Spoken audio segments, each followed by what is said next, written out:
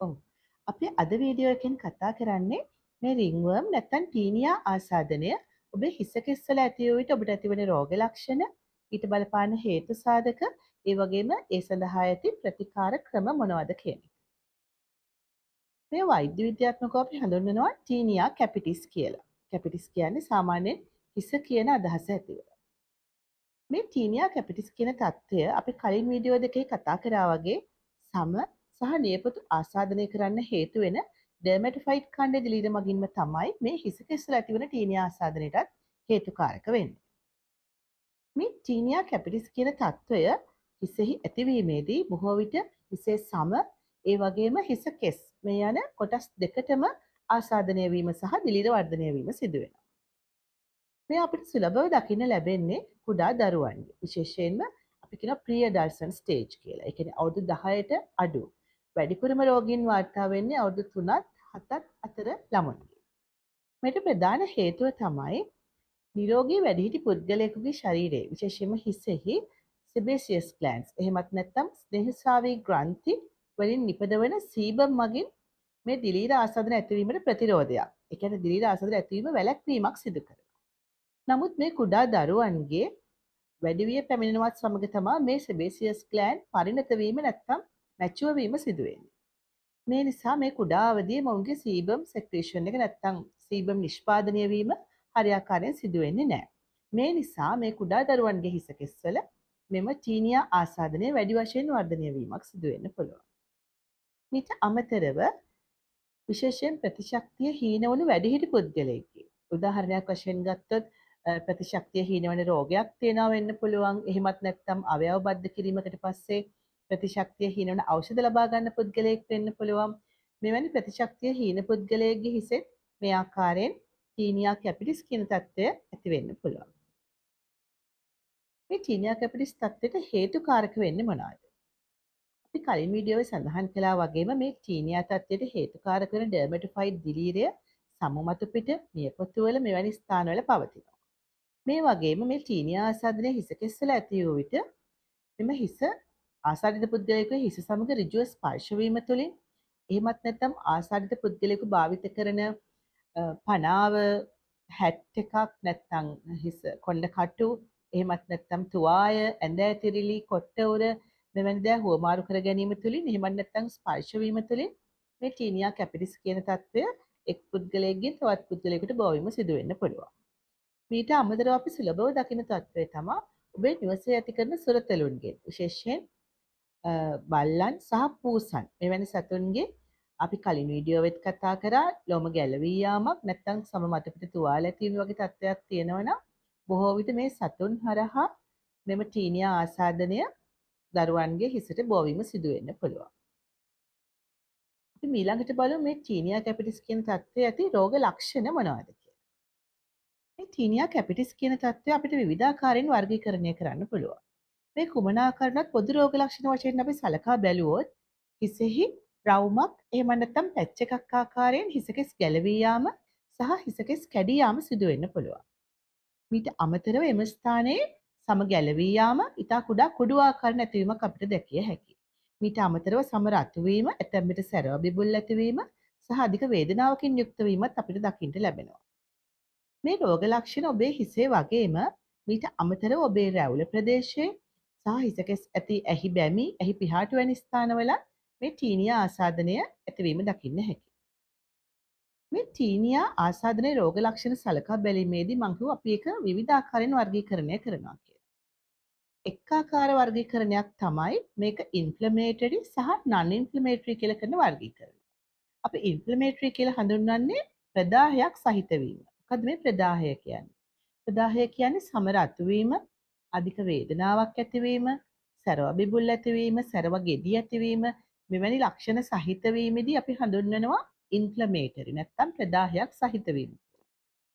නන් ඉන්ෆ්ලමේටරි කියලා හඳුන්වන්නේ ඉහත සඳහන් කරපු රෝග ලක්ෂණ නොමැතිව සම ගැලවී යාම, කැසීම සහ හිසකෙස් ගැලවී යාම වැනි සාමාන්‍ය රෝග ලක්ෂණ සහිත පමණක් ඇතිවීම අපි නන් ඉන්ෆ්ලමේටරි කියලා වර්ගීකරණය කරනවා. ඊට අමතරව තවත් වර්ගීකරණයක් තියෙනවා. ඒ ආකාරය තමයි අපි සඳහන් කළා මේ ටීනියා නැත්නම් ඩර්මැටොෆයිට් දිලීරය වර්ධනය වීම සිදුවන්නේ හිස කෙස්වල කියලා. සම සහ හිසකෙස් යන කොටස් දෙකේම. හිසකෙස්වල වර්ධනය වීමේදී මෙම ටීනියා දිලීරය හෙයා බල්බ් එක නැත්නම් හෙයා රූට් එක අපි කියනවා කේශ මූලය කියලා හඳුන්වනවා. හෙයා බල්බ් එකේ ඉඳලා හෙයා ෂාෆ්ට් එක මේ සම්පූර්ණ කෙස් ගස දක්වාම වර්ධනය වීම සිදු වෙන්න පුළුවන්. මේ වර්ධනය වෙන ආකාර දෙකක් තියෙනවා. එකක් තමයි කෙස් ගසේ පිටත ස්තරයේ දිලීරය වර්ධනය වීම. එතකොට අපි එයා හඳුන්වනවා වෛද්‍ය විද්‍යාත්මකව එක්ටොත්‍රික්ස් කියලා. ඒ මේ රූපේ දැක්වෙන ආකාරයෙන් ඔබට දිස් වෙන්න පුළුවන්. අනෙක් වර්ගය තමයි මේ දිලීරය වර්ධනය වීම හෙයා රූට් එකේ සහ හෙයා එකේ ඇතුල් පැත්තේ. ඒ කියන්නේ බිත්තියෙන් පිටත නෙවෙයි බිත්තියේ ඇතුල් පැත්තේ වර්ධනය වීමක් සිදු වෙනවා. ඒතර ඒකට පිටත දිස්වීමක් සිදුවන්නේ නැහැ. මෙයා අපි හඳුන්වනවා එන්ඩොත්‍රික්ස් කියලා. ඉතින් මේ දෙආකාරයටම හිස කෙස්වල මේ දිලීරය වර්ධනය වීම සිදු වෙන්න පුළුවන්. මේ වර්ධනය වෙන හේතුව අනුව නැවත මේ කොටස් දෙකකට වර්ගීකරණය කරනවා. අපි දැන් කලින් සඳහන් කර non inflammatory වර්ගයේ ටීනියා කැපිටිස් තත්ත්වයේ එක් ආකාරයක් තමයි මේ රූපේ දැක්වෙන ආකාරයට අපි හඳුන්වනවා grey patch ටීනියා කැපිටිස් කියලා. මේ නමේ සඳහන් වෙන ආකාරයට මේකේ යම්කිසි අලු පැහැයකින් සමේ ගැලවීමක් සහ හිසකෙස් ගැලවී යාමක් ලෙස මේ රූපේ ආකාරයෙන් ඔබට දිස්විය හැකියි. මේට හේතු වෙන්නේ අපි කලින් සඳහන් කර කෙස්ගසේ පිටත ඇතිවන දිලීර වර්ධනය වීම නිසා. මේ කෙස්ගසේ පිටත දිලීර වර්ධනය වීම පිටතට අලු පැහැයක් ආකාරයෙන් දිස්වීම සිදු වෙනවා. අනෙක් වර්ගය තමයි අපි හඳුන්වන්නේ වෛද්‍ය විද්‍යාත්මකව black dot tinea capitis කියලා. මෙහිදී අදාළ වෙන්නේ අපි කලින් සඳහන් කර endothelitis. එහෙම නැත්නම් කෙස්ගසේ ඇතුල් පැත්තේ සිදුවන දිලීර වර්ධනය වීම නිසා තමයි මේ තත්ත්වය ඇති වෙන්නේ. මෙහිදී කෙස්ගස් ඉතා පහසුවෙන් කැඩී යාම සිදු වෙනවා. මේ නිසා ඔබේ හිසේ සම මත පිට හිසකෙස් කැඩී යාම නිසා ඔබට මත පිටටය දිස්වන්නේ කළු පාට ඩොට්ස් ආකාරයෙන්. මේ නිසා අපි හඳුන්වනවා black dot tinea capitis. ඒක මේ රූපේ ආකාරයෙන් ඔබට දිස්විය හැකියි. මේ දෙකම අපි ගොඩක් වෙලාවට non inflammatory කාණ්ඩයට තමයි අයිති වෙන්නේ. මීට අමතරව මේ පැච් ආකාරයෙන් හිසකෙස් ගැලවීමක් සිදු වෙන්නේ නැතිව ඇතැම් අවස්ථාවක හිසේ යම් යම් ස්ථානවල අධික කැසීමක් සහ සම ගැලවී යාමක් පමණක් ආකාරයෙන් වුණා මේ ටීනියා කැපිටිස් තත්ත්වය ඇති වෙන්න පුළුවන්. මෙහි යම්කිසි දරුණු අවස්ථාවක් තමයි අපි හඳුන්වන්නේ ඉන්ෆ්ලමේටරි ටීනියා කැපිටිස් කියලා. අපි ඊළඟට බලමු එහිදී ඇතිවෙන රෝග ලක්ෂණ මොනවද කියලා. මේ ඉන්ෆ්ලමේටරි ටයිප් එකේ එක ආකාරයක් තමයි අපි කීරියෝන් කියලා හඳුන්වන්නේ. මේ කීරියෝන් කියලා හඳුන්වන අවස්ථාවේදී බොහෝ විට දරුවාගේ හිසේ අධික වේදනාවකින් යුක්තව, සැරව ගැලීමකින් යුක්තව සහ තද රතු පැහැයකින් යුක්තව එළියට නිරා ඒමක් අපි හඳුනනවා බොගී මෑස් කියලා. එළියට නිරාපු ගෙඩියක් විදියට මේක පිටතට දිස් වෙන්න පුළුවන්. ඒ නිසා බොහෝ විට ඇතැම් දෙනා මේ අඳුර ගන්න පුළුවන් සැරව ගෙඩියක් ආකාරයෙන්. නමුත් මෙය ඇත්තටම දිලීර එකතු වීම නිසා සිදුවන දිලීරමය ආසාදිත තත්ත්වයක්. මෙහි ඇතිවන සංකූලතාවය තමයි එම කීරියොන් කියන තත්ත්වයේදී රෝම කූප විනාශ වීමක් සිදු වෙනවා. මේ නිසා සමහර විට මේ ස්ථානවල නැවත රෝම වර්ධනය වීමක් සිදු වෙන්නේ නැහැ. ඒ කියන්නේ අන්තිමට ඒක ස්කාරින් ඇලොපේෂියා කියලා අපි හඳුන්වන එක නැවත රෝම වර්ධනය වීමක් සිදු නොවන පැච් එකක් ආකාරයෙන් හිසේ සදාකාලිකව පැවතිය හැකියි. ඊළඟ ආකාරය තමයි අපි හඳුන්වන්නේ ෆේවස් කියලා. මේ ෆේවස් කියන ආකාරයේදී ඔබේ හිස මතු පිට කහ පැහැති සම ඝන වීමක්, ඊට තද ස්තරයක් ලෙස ඇතිවීමක් සහ හිසකෙස් එකතු වීමක්. අපි කියනවා මැටඩ් හෙයා කියලා. මේ රූපයේ දැක්වෙන ආකාරයට සම ඝන වීම සමග කහ පැහැති ක්‍රස්ට් එකක් ඇතිවීම සහ හිසකෙස් එකතු වීමක් අපිට දැකිය හැකියි. මේ අවස්ථාවේ ෆේවස් කියලා හඳුන්වනවා. මේ සඳහන් කළ අවස්ථා දෙකට අමතරව ඉන්ෆ්ලමේටරි ටීනියා කැපිටිස් එකේදී ඇතැම් විට හිසකෙස් වල කුඩා සැරව විබුල් ඇතිවීම, සැරව ගෙඩි ඇතිවීම, රතු පැහැ ගැන්වීම මෙවැනි ආකාරවලටත් මේ ටීනියා කැපිටිස් තත්ත්වය ඔබට ඇතිවිය හැකියි. මේ ටීනියා කැපිටිස් තත්ත්වයේදී ඇතැම් විට රෝගියාට උණ ඇතිවීම, අධික වේදනාවක් ඇතිවීමට අමතරව ඔවුන්ගේ ගෙල ප්‍රදේශයේ වසා ගැට තිබීමක් අපිට දැකිය හැකියි. ඉතින් මේ ටීනියා කැපිටිස් රෝගය අපි හඳුනගන්නේ කොහොමද? මේ සඳහන් කරපු රෝග ලක්ෂණ තියෙනවා නම් ඔබ අනිවාර්යෙන් සුදුසුකම්ලත් වෛද්‍යවරයෙකු හමු වෙලා ඔබේ හිස කෙස් පරීක්ෂා කරවා ගැනීම සිදු කළ යුතුයි. මොකද හේතුව මේ සඳහන් කර රෝග ලක්ෂණ ඇතැම් විට දිලීර ආසාදන නොවන වෙනත් සමය රෝගවලදීත් ඇති වෙන්න පුළුවන්. උදාහරණයක් ගත්තොත් මේ පැච්චාකාරයෙන් හිස කෙස් ගැලවී යාම අපිට තව දකින්න පුළුවන් අවස්ථාවක් තමයි අපි විවාහාරයේ හඳුන්වන උඳු ගොව්වෝ කනවා කියන තත්ත්වය. මේ වෛද්‍ය විද්‍යාත්මකව හඳුන්වනවා ඇලොපේෂියා ඇරියාට කියලා.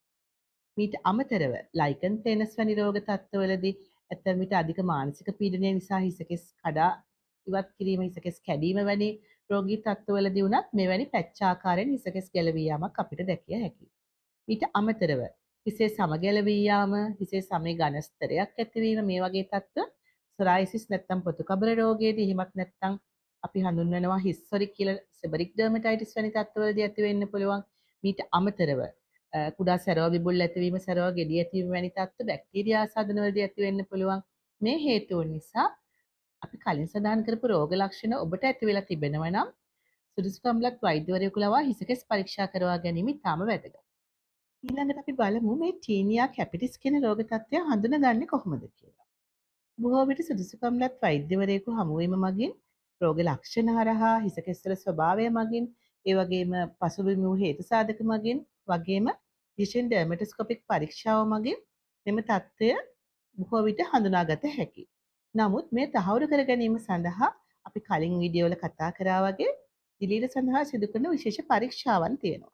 අපි කලින් සමය කොටස් ගැනීම මගින්, නියපොතුල කොටස් ගැනීම වගින් සිදු කළ දිලීර පරීක්ෂාව වගේම මේ අවස්ථාවේදී ආසාදිත ස්ථානයේ සමය කොටස් ගැනීම, හිමත් නැත්නම් කැඩී ගිය හිසකෙස් ගලවා ඉවත් කර ගැනීම මගින් මේ සඳහා දිලීර පරීක්ෂාව සිදු කර හැකියි.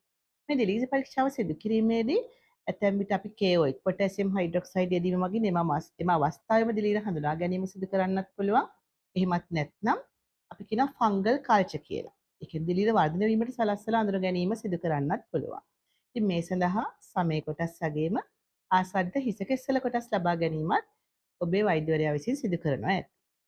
ඊළඟට අපි බලමු මේ සඳහා ඇති ප්‍රතිකාර ක්‍රම මොනවද කියලා. අපි කලින් වීඩියෝ වලදී කතා කරා වගේම ටීනියා කැපිටිස් තත්ත්වයේදීත් ඖෂධීය ප්‍රතිකාර ක්‍රම සමගම ඊට සමගාමීව ඖෂධීය නොවන, ඒ කියන්නේ ඔබේ ජීවන රටාවේ සිදු කරගත යුතු යම්කිසි වෙනස්කම් තිබෙනවා. අපි මුලින්ම කතා කරොත් ඖෂධීය ප්‍රතිකාර ක්‍රම සම්බන්ධව මේ සඳහා දිලිරනාශක ආලේපන, දියර, ෂැම්පු වර්ග වගේම දිලිරනාශක පෙති සහ කරල් ලබා දීම අනිවාර්යයි. අපි කලින් සඳහන් කරා මේ ඩර්මටොෆයිට් ඛණ්ඩ දිලීර මේ හෙයා බල්බ් එකේ ඉඳලා වර්ධනය වීම සිදු වෙනවා කියලා.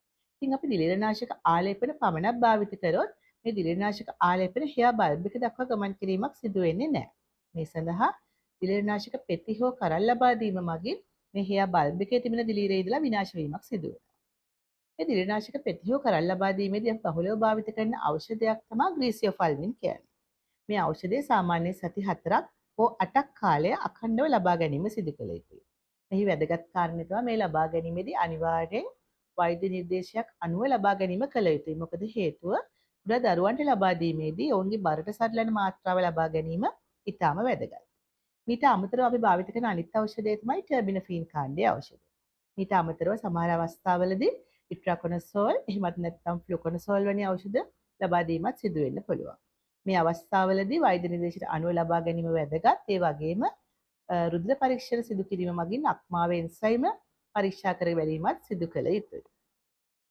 ඊට අමතරව දිලිරනාශක ආලේපන ගැන සඳහන් කිරීමේදී ගොඩක් වෙලාවට අපි භාවිත කරන්නේ කීටකොනසෝල්, එහෙම නැත්නම් සෙලනියම් සල්ෆයිඩ් ආදී ෂැම්පු ලබා දීම, එහෙමත් නැත්නම් කීටකොනසෝල් නැත්නම් දිලිරනාශක අංශයේ වෙනත් ආලේපන වර්ග, එහෙමත් නැත්නම් දියර වර්ග ලබා දීමක් සිදු වෙන්න පුළුවන්. මේ සඳහන් කළ ඖෂධීය ප්‍රතිකාර ක්‍රම වලට අමතරව ඖෂධීය නොවන ඔබේ ජීවන රටාවේ සිදු කරගත යුතු යම්කිසි වෙනස්කම් තිබෙනවා. ඒවා අපි කලින් වීඩියෝ වල කතා කළා වගේම දිනපතා ස්නානය කිරීම, පිරිසිදුව සිටීම, ඒ වගේම ඔබ භාවිත කරන තුවාය, කොට්ටවුර, ඇඳ ඇතිරිලි, පනාව මෙවැනි දෑ හොඳින් සෝදා පිරිසිදුව තබා ගැනීම, රෙදි වගේ දේවල් සේදීමෙන් පසු තදාවුවේ වේලා ගැනීම, එහෙමත් නැත්නම් අයන් කිරීමෙන් පසු නැවත භාවිතයට ගැනීමත් ඉතාම වැදගත්. ඊට අමතරව ඔබ පාවිච්චි කරන කොණ්ඩ කටු, හැට්ස්, තුවාය මේ ආදී දේවල් ඔබේ නිවසේ සිටින හෝ ඔබ සමග සිටින අනිත් අය සමග හුවමාරු කර භාවිත කිරීම සිදු නොකළ යුතුයි. මේ ප්‍රතිකාර ක්‍රම සහ ඖෂධීය නොවන ප්‍රතිකාර ක්‍රම අනුගමනය කරන මැගින් ඔබට සංකුලතා නොමැතිව මේ ටීනියා කැපිටිස් තත්ත්වයෙන් සම්පූර්ණයෙන් අත්මිදීම සිදු කළ හැකියි.